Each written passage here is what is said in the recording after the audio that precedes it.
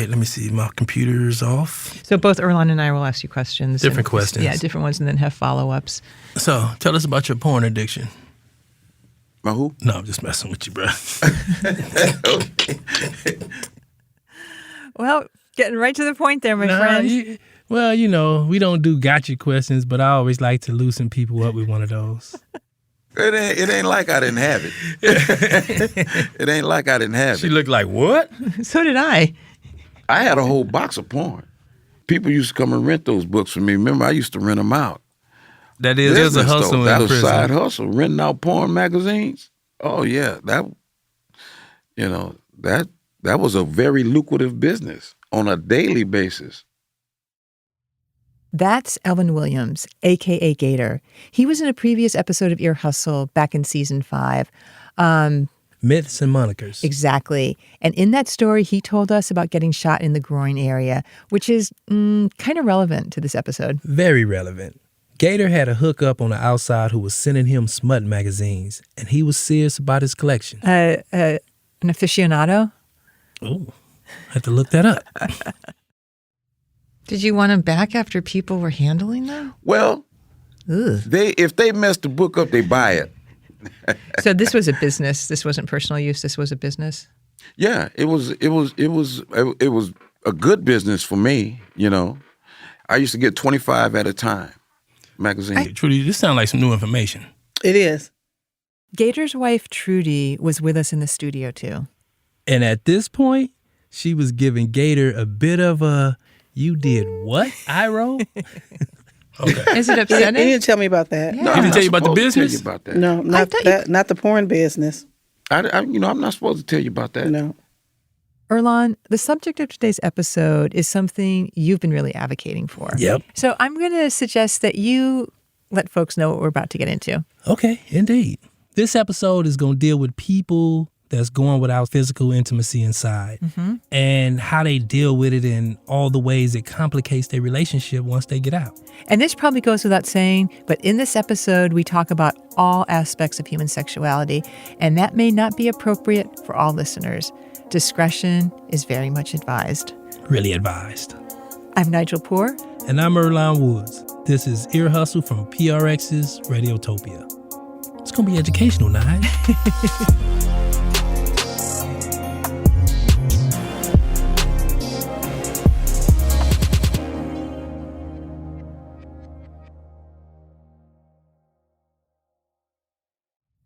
Trudy and Gator have known each other since they were kids, growing up on the same block in Oakland, California, and they've been a couple for more than 40 years. And you can tell. Every time you ask me a question, he butts in and don't let me finish. Did you realize that you were doing that? I'm just letting you know that you're doing. That's what you're doing. I just had a point I want to get across that was That's what you're related to the doing. question. But that's all. she's going to get to you. Okay. Yeah. My Right. bad. Right. So just I'm calm sorry, down. sweetheart. Okay, I got you. Trudy never thought she'd end up with someone like Gator. Oh, no. No. It's kind of snuck up on me. Yeah. And can you talk Because about it? I say it snuck on me because I've never had to deal with people like Alvin. Really. I mean, I stayed away from those kind of people. I'm like a goody two-shoe girl. Okay? And he's like, Bad boy. But I was so in love with him I couldn't see straight. Like, why? What made you so in love with him? Oh, his personality. That's what grabbed me first, really, his personality, because he kept trying to get at me anyway, but I wasn't interested in him. But one day we went to the store together. We were all playing cards, and we ended up being the ones to go to the store together. And we sat and we talked. They was mad at us that day, too, because we talked so long. Everybody wondered where their stuff was. But I got to know him that particular day. And that particular talk, that one little talk, I was gone. Took me was 6 just months like- to kiss her. Why? Because, you know what, I always knew that I wanted somebody opposite than me. And here this lady is, right here, totally different from every woman I've seen. I mean, every single one, and I've known her a long time, right? And I said, oh, there she is right there. I don't have to look no further. Elvin and Trudy became a couple in 1977. 2 years later, Elvin went to prison with a life sentence. The only way they could keep being together in an intimate way was if they got married. It took a while, but in 1985, that's what they did. They got married in a prison visiting room. And that opened the door to real visits, the overnight, conjugal kind.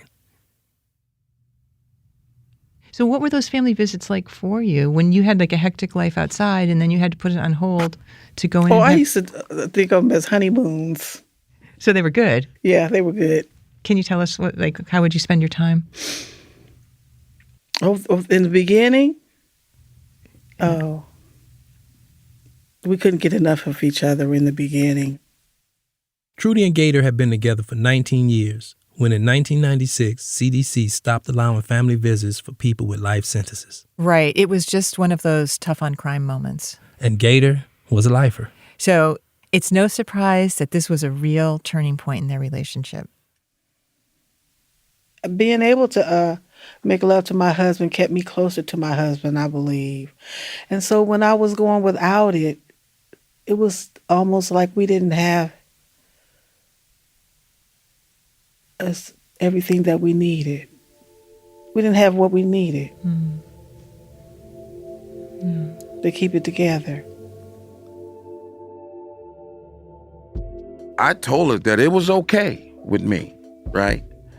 If she had a boyfriend, it was okay with me, long as she didn't let him interfere in our relationship. And I wanted her to go to see him when she wanted to see him, not when he wants to come involved. I didn't want to know who he was, how often they see each other, anything. Trudy, what's that face about? She remembered. I'm just saying, I wasn't the kind of woman that would just get involved with somebody for a sexual reason. All of it had to be complete. Yeah. So him saying that he didn't want me to get involved, but I did. And I did because I actually was alone. I was lonely. Yeah, understandable. So how did you come to terms with being with one man, and it sounds like maybe falling in love with somebody else too? Tell you the truth, I never told him that, but I was looking for somebody to save me from him. I really was, because I wasn't happy being married to somebody in prison. I really wasn't. Yeah. And if I was going to be this kind of wife that I was grown up taught to be, being married to him wasn't a good idea. Yeah. But I was so in love with Alvin. When Gator would call and the guy was there? I've never brought anybody home to my house, ever. Okay. I couldn't do that. I would never bring somebody in my bed, that could be me and Alvin's bed, because I wouldn't want the memory of it being in the bed. That's why I never done it. Nige, this situation is a real hard one on outside partners like Trudy. But damn, I also talk to a lot of people in Gator shoes. Yeah, people going for decades without having any intimate contact. And once I started asking cats about this, woo, the floodgates opened. Yeah, I was incarcerated 22 years. And what was the longest that you went without sex? Or physical intimacy? 22 years.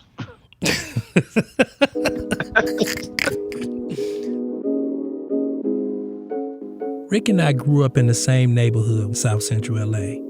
He went to prison in Alabama in the late 90s, and soon after he got there, the prison stopped allowing porn. Yeah, so guys inside kind of just used whatever they could find. Ebony Jet centerfolds, Sports Illustrated swim edition, swimsuit edition. I mean, just anything that could kind of get your mind to go in there. The less clothes the women had on, the better. So again, that's where the the object come into play. You know, I don't care who she is, you know what I'm saying? I just want to, you know, take care of my business, get this off of me, and that's that. You know, I was married when I got locked up. So that definitely came into play, you know, missing, you know, my wife and the times we spent together. But after a while, it just becomes, what's the word I'm looking for? Like routine, I guess. It numbs you towards the intimacy. You kind of start looking at, and I don't mean to sound harsh, but you start looking at the opposite sex as just an object. Sexuality can get really twisted up for some people inside. Sex crime type shit. Yeah. I mean, you do have some cats who will expose themselves to female COs. Yeah, not just COs, but to other women who work in prison. And thank God, Erlon, I've never seen it. No, I hear you. And I'll say it's not like it happens all the time, but it do happen every now and again. You will hear about it. And I don't know what pleasure they would get out of that. I guess it would be the same pleasure as, you know, you would get from the pictures and magazines and things of that nature. You know, like some of the females would encourage it. You know, others felt, you know, disrespected, and, you know, they would write the guys up and then things like that. So if they would catch them, they would put them in a pink uniform for 30 to 45 days, depending on what the reprimand was when it came to the sentencing at the disciplinary hearing. When guys have to go on their visits to see their loved ones and stuff like that with those uniforms on, I mean, I can only imagine how that would how they would explain that to their family.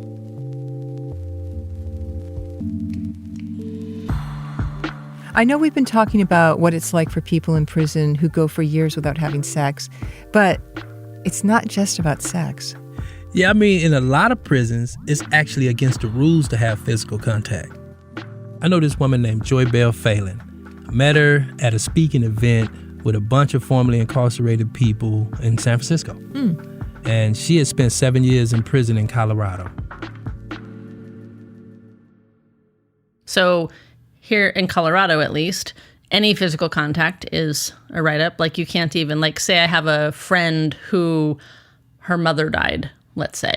I'm not even allowed to hug her while she's grieving. Like, there is zero physical contact in Colorado. So even a hug, like, I did have a friend who lost actually both of her parents. And even in grief, like if a corrections officer really wanted to be a jerk, that's a write-up. By the time she got out of prison, Joy Bell had gone nearly a decade without intimate physical contact. But while she was in prison, she got involved with a guy on the outside. So when she was paroled, she had to prepare herself for having sex for the first time in years. I was very nervous about, obviously we talked about sex and what our expectations were and what we wanted to do. And, we definitely talked about that. And I was very concerned that I would not be able to meet his expectations. In what capacity do you think? I was just worried that, I think we all want good sex. And I was just worried that maybe how he envisioned it and how he thought our sex would be, that I wouldn't be good enough. Did you feel any different when you came home? Like, was your body different? Was your mindset? Yes, everything was different. I mean, I've gotten older, obviously. And so I was definitely worried about, being fat and not feeling attractive and feeling a little bit older. And I hadn't had sex in 10 years. And I was worried about what that was going to be like.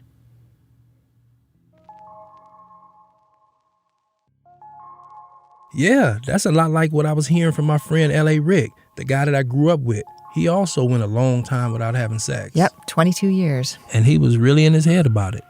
In my mind, do I still got it? Am I going to be able to satisfy her?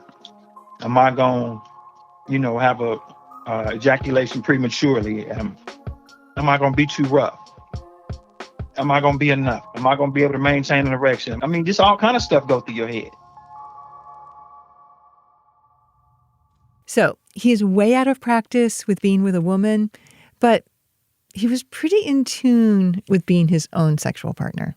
And it turns out that presents a whole other set of problems. After a while, if you've been doing that for so long, it gets to a point where it's hard for you to climax. And the reason being is because the feeling is nothing like the feeling that you apply to yourself. And that can become a problem with your mate. It makes her feel less than a woman because she's never experienced that. And I tried to explain it to her the best that I could. But I mean, I have to consider her feelings too, because if the shoe's on the other foot and I'm not able to satisfy her, then that would make me feel some type of way as well. So let me ask you this too. Is there some part that missed masturbating? For a while, I would rather masturbate opposed to having sex. And the reason that was is because it was so hard for me to ejaculate. But I can get through with, my wife and go in the bathroom 10 minutes. Hey, I'm ready to go to sleep, ball up in the fetal position and, count the sheeps. I can't continue through my marriage like this. Most men, they come home, they can't do it. And I done talked to several men, and they be like, "Man, you the first person that ever said that. Talk to me about it. I ain't never," they be quiet about it. So when I say it, everybody be shocked, but they know it happened to them. This is Tiptoe, who spent 27 years in the penitentiary. When you do come home and you be with a woman, it's not like you're not intimate, like you don't like her or you can't do it to her or nothing. It just be, it's not what your penis is used to having over the years. Right. So it's like a newborn baby. It's new. It's a different feeling because you're used to your hand. You're not used to a vagina. So your hand then got used to being wrapped around your penis. So if it's not your hand, it's not going to feel like nothing to you. You mean it's not going to feel good? Well, it's your penis ain't seen it in so long. It's like, right. What is this? What is this? I believe there's, quite a few women who have this fantasy about having sex with a man who's been in prison for 20 years. They think when they get out, like, it's going down. Some of that, yeah. It's going down. Yeah. I wonder now if that's even more pressure for men. Oh, it is, because, your expectations is real high, right? Yeah. So you get up in there and it ain't what they thinking. Shit, you know what's next. Pack your shit.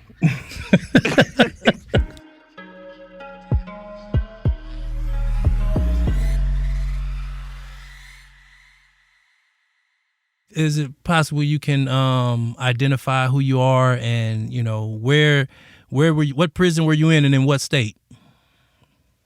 Can I identify who I am? Oh, hold on. So this how I need you to loosen up. Talk to me like you know me now.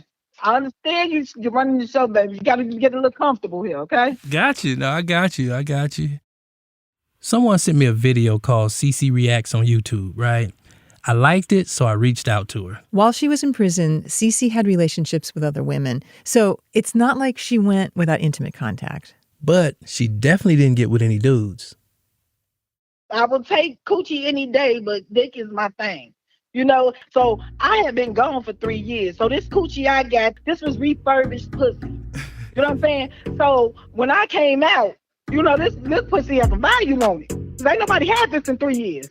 I don't do the sex toys, none of that other stuff. So when I came out, I'm like, oh, baby. I was like, this shit is valuable, and this is refurbished pussy, and this is going to the highest bidder. And that's the way I did it. I got $1,200, and the shit was good. Well, at least we talked to one person who told us she got a benefit out of all this. Mm-hmm.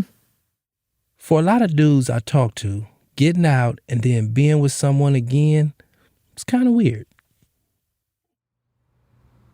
The 26 years of me, self-fulfilling, right, actually kind of numbed my body to somebody else. It was almost like I had to relearn what it felt like to be touched. In this particular case, when the rubber met the road and the fairy tale went out the window and we looking at the reality, I had to literally get used to having somebody touching me in an intimate way, Aaron Showtime Taylor says it wasn't just going without sex that messed him up. It's how your body is controlled in prison. I mean, basically, your state property, and you can be told to strip at any time. The psychological effect of the strip searches, right, and me being like not wanting to take my clothes off in front of anybody, you know what I'm saying? That played a lot into what made me wait. Earlonne, I've heard you and other guys give other men who are getting out a really hard time, like, just go out there and do it. Just do it in the first 24 hours. And some people just aren't ready for that kind of sexual intimacy or really any kind of intimacy. I mean, that's true. You got to do the pep talk. You got to do the pep talk. It's like pushing them. It's like pushing them. It's like you want to walk into the room with them and push them in. Because that's all people been thinking about for the last umpteen years. You know what I'm saying? Yeah, but for like Aaron, this was really weighing on him. And he finally found another guy to talk to who was in the same situation. That was one of the first questions I asked him, and he told me virtually the same thing like me. He said, man, it took me about 4 or 5 months before I actually slowed down enough, for me to stop and really start looking at, okay, now it's time for me to approach this part of my life here. And so he's like, don't rush it. Just wait. You know what I'm saying? You can wait till you find somebody who you trust and who you get comfortable with. That was the key thing, trust and being comfortable enough to tell somebody, hey, look, I haven't done this in 26 years. You know what I'm saying? I haven't done this in 26. There's things I remember, right? And there's things I've forgotten. And then there's feelings that I haven't felt in a while. And, we got to walk slow with this.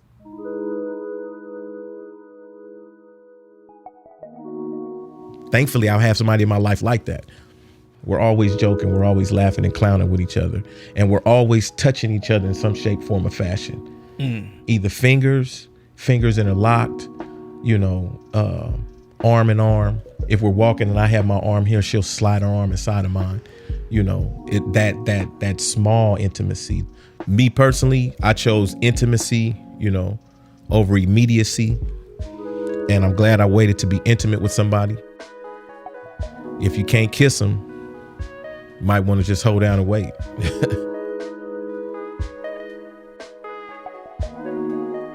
We'll be right back.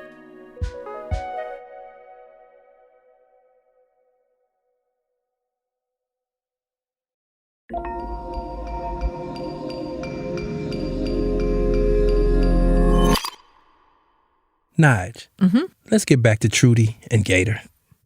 Finally, in 2020, Gator was released from prison.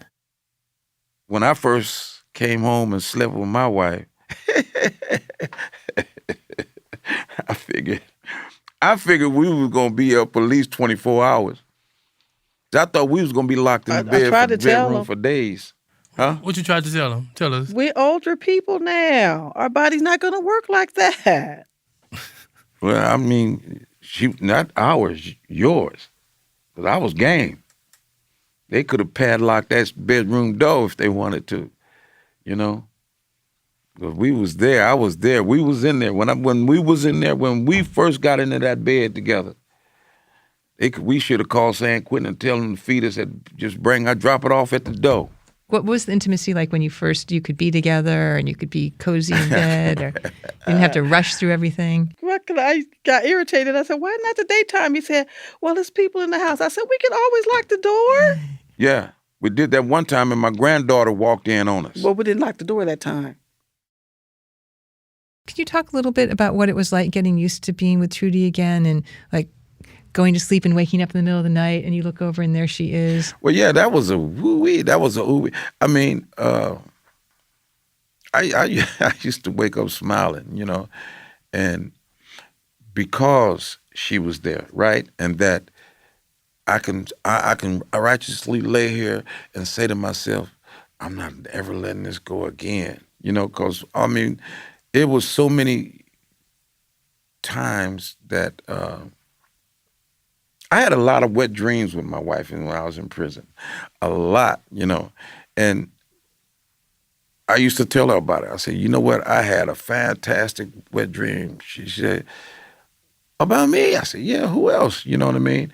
And here it is, I'm laying next to her now. I ain't gotta have those wet dreams no more. You know what I mean? I don't have to have those kind of thoughts. Yeah. So I might as well adjust my mind to knowing the fact that she's permanently here now,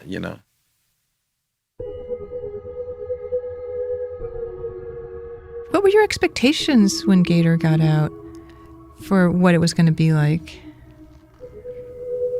I didn't think I was going to be lonely anymore. And when did you realize that you were lonely? When he was coming home late all the time, he goes out every day like he got a job. Yeah. I thought I would be more, be more companionship when he got home, but it didn't happen. This stuff is really close to my heart. I have to keep.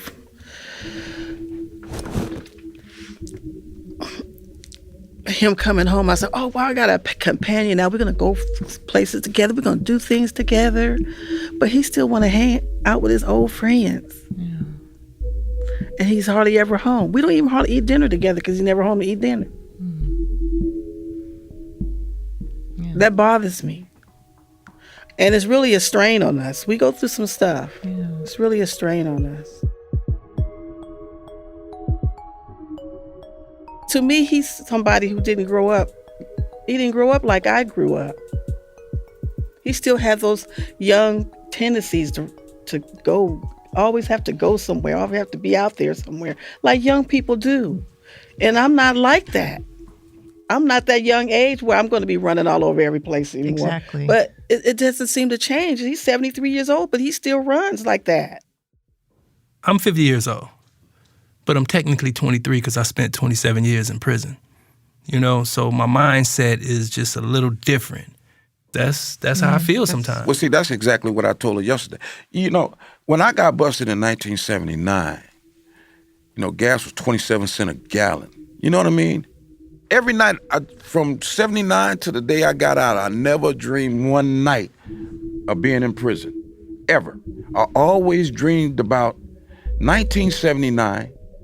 A lot of the people that I had in my dreams are dead and gone. Family members, my parents, my cousins, aunts. A lot of them are dead, but they were always there. I don't want to feel locked up. You know what I mean? It's real easy for me to feel. I can go to the doctor's office and I always ask him to leave the door open because those rooms up there is almost like a cell. You know what I mean? And when I'm at home, if I stay in the house too long, it's almost like I'm in prison. I know that in my mind that I'm free, but when I don't feel it, I got to, remind myself, you free, man. You're really, really free. So I have to get out. Yeah, and I can feel it. Yeah. I can feel it when because I make him stay at home, right? Sometimes. Mm-hmm. And sometimes I could tell that he doesn't like staying home because he walking around, getting up, walking around. And I know he needs to get out. Yeah. Then I start to feel guilty because I know he can't stand to be closed in.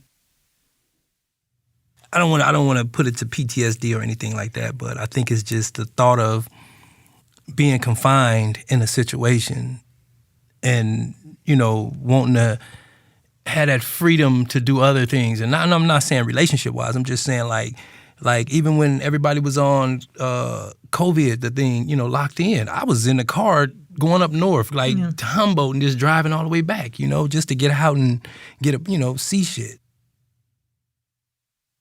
And see, this is why I leave the house. I go to somebody that I know that's just like me so we can understand each other. We don't have to go through any kind of confrontation about anything. See, it's almost like I just have to, in order for me to really know to feel comfortable that the fact that I am free, I have to get with somebody that I know that was in the same boat. You know what I mean? And when I see them free, when I leave my house and go over his house, and we sit there and talk about we're free, then I know I'm convinced I'm free. You know what I mean?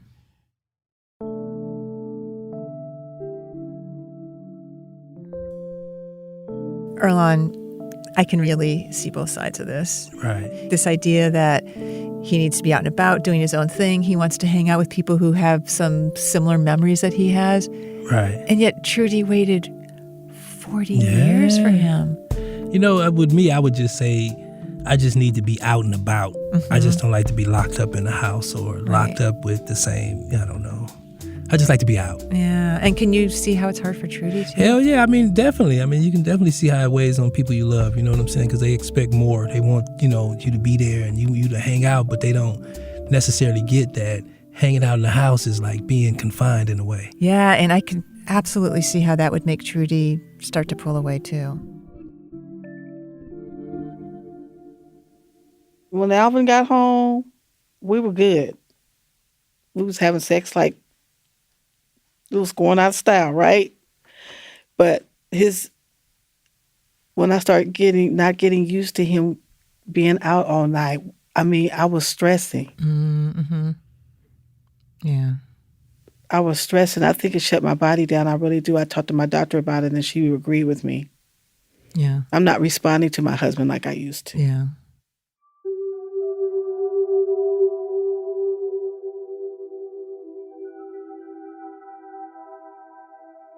Our relationship right now, to me, is a struggle. It's a struggle, but I guess marriages ain't supposed to be all happy and sugar and cream all the time. No, there's for sure struggles. Like I said, we had a very deep conversation yesterday, which brought a lot of tears out of me. I didn't even know I was feeling like that. Just because he's out, that doesn't mean the stress just goes away. All those years and years of stress is still affecting us. Yeah. That's what I was telling him. It's still affecting us. You know, Nige, Gator's been home for almost 2 years now. Yeah, I mean, that's kind of a amount of time there. Yeah, I mean, after 40 years, it can take a minute to kind of get accustomed to, freedom. Yeah, no, I get that. And I think that when we talked to him and Trudy, even though things had been hard, Gator was starting to settle into things a bit. That week when we met with him, he'd been home for 3 whole days in a row. And since he's been improving, it's kind of starting to get a little better. Yeah. I'm starting to feel little urges that I didn't feel that shut down, and they're coming back. Yeah. And I know it's doing that because he's stressing me out a lot less than he was. Oh, that's good. That's good. Yeah. It's going to happen. It's going to happen. Because I'm not trying to lose her. When I'm at home, I always say her name. Trudy, Trudy, Trudy. I say her name at least 1,000 times a day for little or nothing. Man, it's a blessing to see her pee. You know what I mean? Did you say it's a blessing to say her pee? Say that again? It's a blessing to see her take a piss. You know what I mean? It's an honor, and I can't thank God more for her. You know what I mean?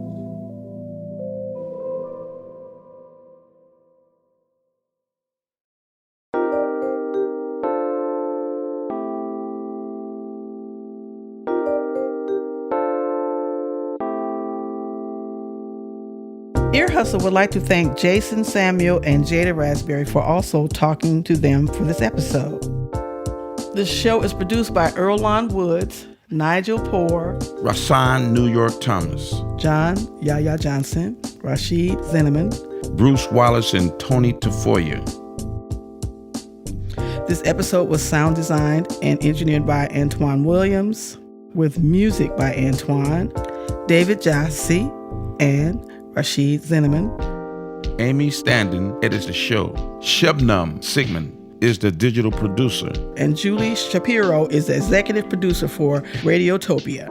Ear Hustle would like to thank Warden Ron Broomfield. And as you know, Every episode of Ear Hustle has to be approved by this guy here.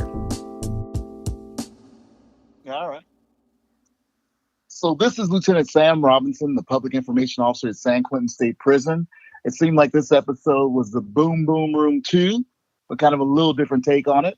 And so before I finish off with an approval, I have a question for you, Erlan. And so my question is what was your experience?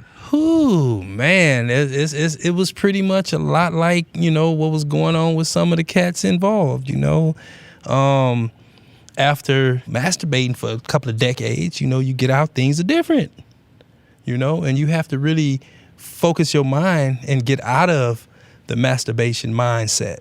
It's just not like, like they say, ride the bike. No, it take a minute. Yeah, because that's the perspective, right? Is that everybody, you're just able to ride the bike again, right? No, that is. And then, you start asking doctors, man, I think I might need some enhancements. I might need this. I might need that. You know what I'm saying? But then you get back into the flow of things and you be like, oh, okay, all right, I'm good. Because I just said, well, cool, man. Well, so with that, I will say that I do approve this episode since we got Erlan's personal take and experience. Indeed, man. I try not to make the stories about me. Oh, I hear you. And if they are about me, I'm going to do it vicariously through other people. I got you, bro. I got you.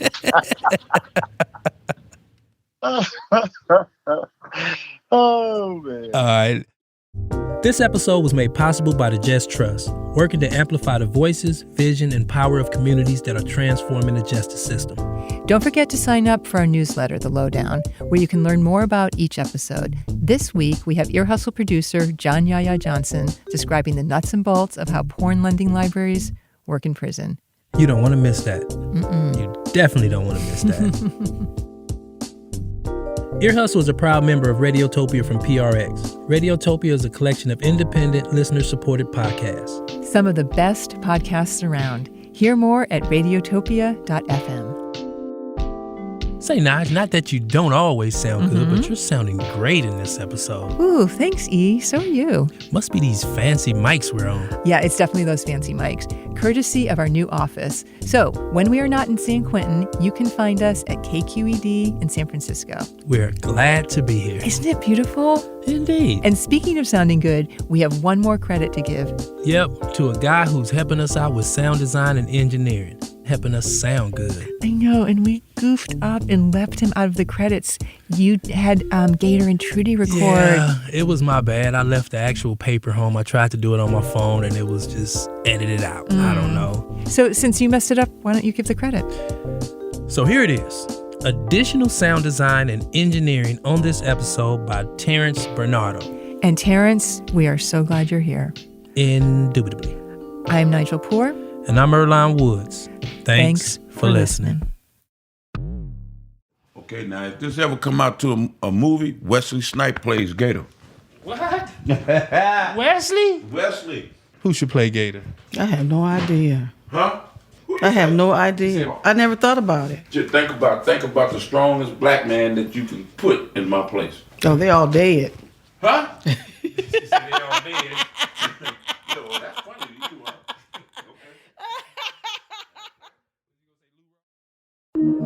Radiotopia.